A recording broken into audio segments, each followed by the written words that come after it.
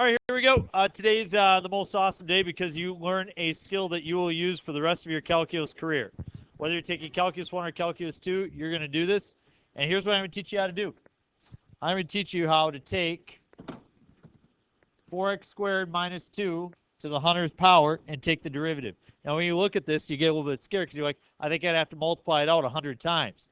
Turns out that the derivative, you can actually do it kind of easy here. It ends up being 800x times 4x squared minus 2 to the 99th power. And I'll teach you how to do that. You'll be super happy. I'm just in open space right now. I'm in my own domain.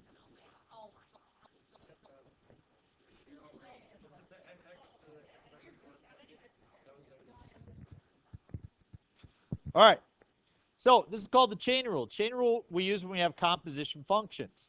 Now, for example, I just showed you if I have, say, 4x squared minus 3, okay, we could say that that is, say, g of x. And then I could say f of x is x to the 100th power. Do you remember last year when we did this? F of g of x? Those were called composition functions. Maybe you remember if I write it like this. F of g of x. You guys said fog. I laughed. Fog. The idea is if you want to know what f of g of x is, you take g of x and you plug it in right there. And you get 4x squared minus 3, that quantity, to the 100th power. So when you have functions that can be written as composition, there's a certain derivative rule that goes with it. And the chain rule is this. If you want to take f of u of x, instead of g, I'm going to write u, and you want to take that derivative. It's f prime of u times u prime of x. All right. I know she was. So, we'll give it a shot. And here's what we have to do. We like to say, first we like to find out what u of x is. And u of x is always identified as the inside function. So it's the thing that's on the inside. And in this case, u of x is equal to 2x minus 3.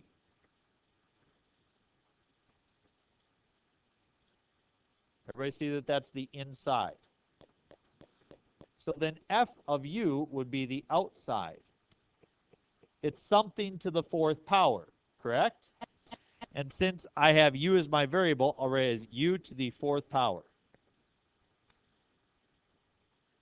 And here's what I like to do. I like to organize this using some boxes. We identify the inside function. We identify the outside function. The rule says I need to take f prime of u. So I take the derivative of this one. What's the derivative of u to the 4th? 4u. Don't say 4u3. You know how long we worked to get the 7th and 8th graders to stop doing that? 4u3. All right. Then I take the derivative of u. What's the derivative of u? U prime of x is 2. Now here's what's important. It says that in order to find this derivative, I need to then multiply the two together. But do you think I leave my answer in terms of u, or do you think I leave my answer in terms of x? I leave it in terms of x. So right now, this has a u. What is u? U is this thing right here.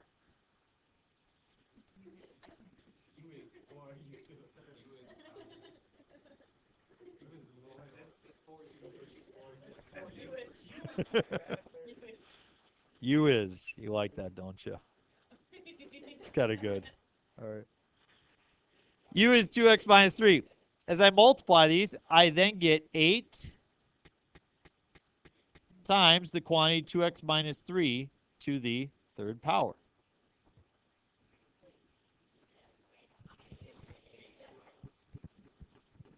So this is the answer. Okay, I'm just kind of running out of space with the boxes. But I take this times this to get 8u to the third. 8u to the third. 2 times 4 is 8. Yes, u is 2x minus 3. Do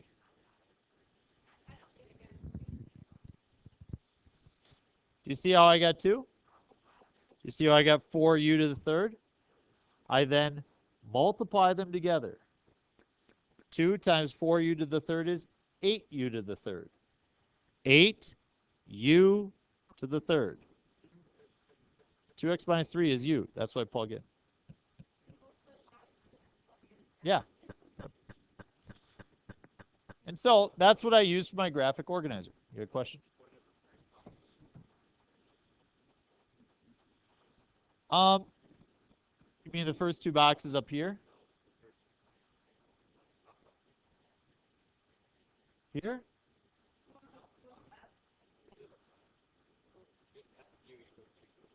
Yeah. Yep. Okay, let's try this one. Again, I'll write f of u, I'll write u of x, f prime of u, and u prime of x. And I'll draw that arrow to show that I plug that back in. So, u of x is the inside. What's on the inside?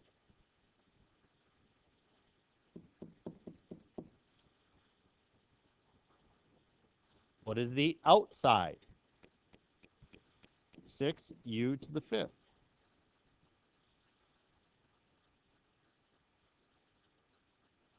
What is the derivative of 6u to the fifth?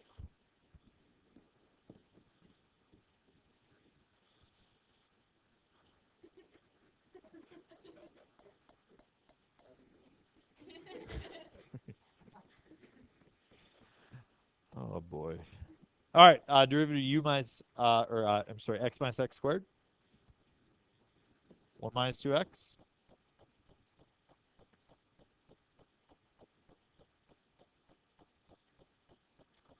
So I'll try to write it out. I have 1 minus 2x times 30u to the fourth.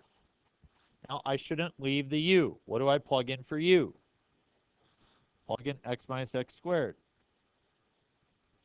So it becomes 1 minus 2x times 30 x minus x squared to the fourth power.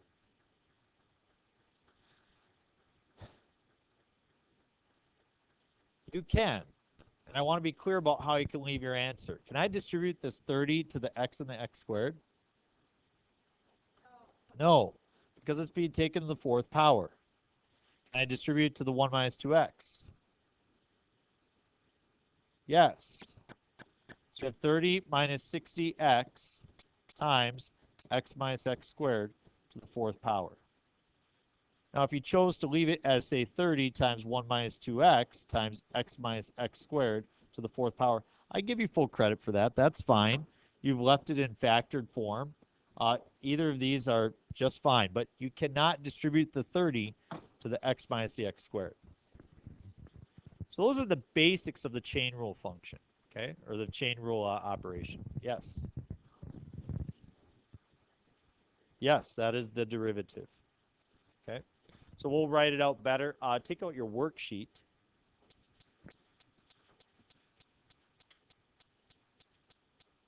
So it says find the derivative of the following composition functions. Again, what is the derivative of f of u of x? The derivative is f prime of u times u prime of x.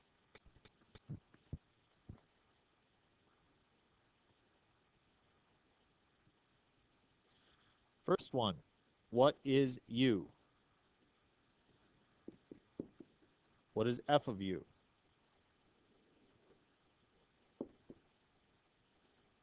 F prime of u?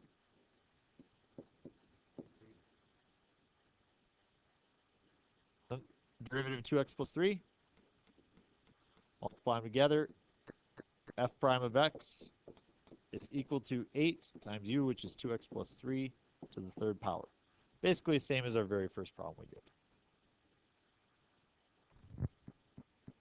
I should change that problem. Okay, number 2. What is u? What is f of u? F prime and u prime, negative 2 minus 2x. I'm going to multiply those together. Can I distribute the 5 to the negative 2 minus 2x? Yeah. So f prime of x is equal to negative 10 minus 10x times that 1 minus 2x minus x squared to the fourth power. And before you dare complain about that, just think about multiplying this out 5 times and then taking the derivative and then going back and factoring it so it's in factored form. It'd be a lot of work, right? So we're thankful for the chain rule. Most powerful derivative rule that you have, you will use it for the rest of the year. Most likely on a daily basis. Okay. All right, what's different about problem number 3?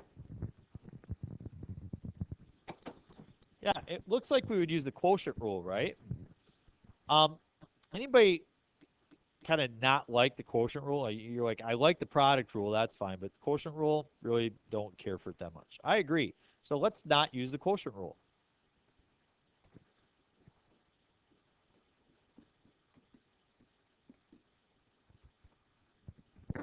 Let's use the chain rule. What's the inside?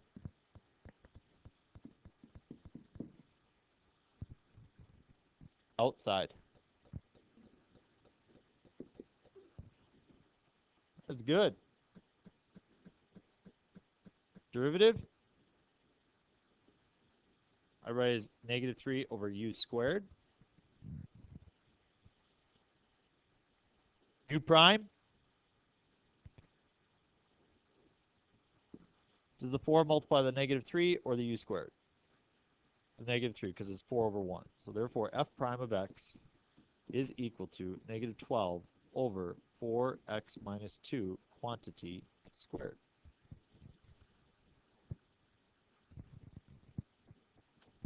If we could just pause for a second here, recall that if you were to use the quotient rule, remember you square the bottom, right? So you can see the bottom is squared. And the top would just simplify to that negative 12. So I really like the chain rule better than the quotient rule. Go ahead and do the chain rule for number 4. Try that on your own.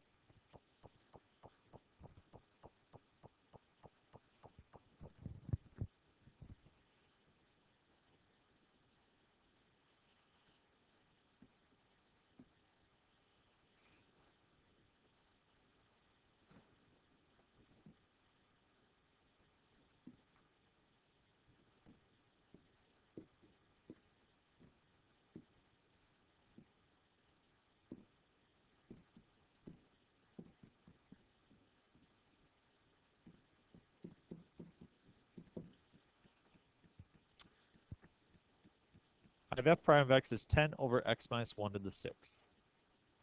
You okay with that?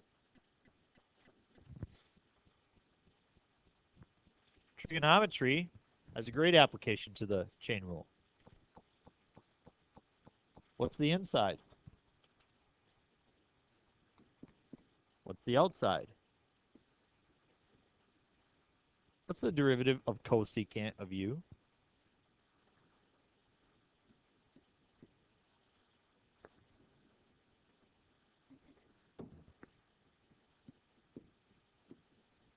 Got to memorize those for the test.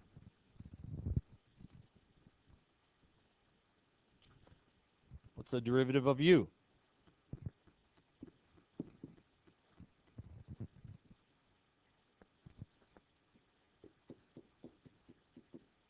Solve a negative 6x cosecant of 3x squared. Cotangent of 3x squared.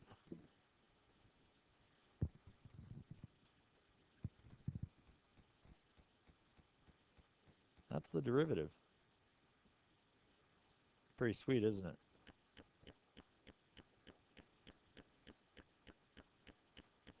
No, it doesn't, because it's multiplication. If it was cosecant plus cotangent, then you'd have to distribute it, but it is not.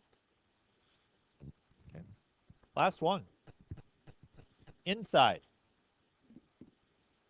Tangent of x, outside. Sine of u. What's the derivative of sine? Cosine. If you ask why, I say sandwich theorem. Derivative of tangent? Secant squared. So f prime of x is equal to secant squared of x times cosine of what?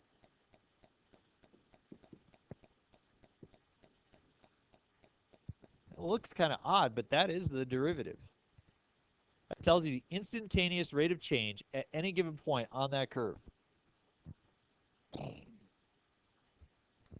Pretty cool, huh? Can I show you one last thing?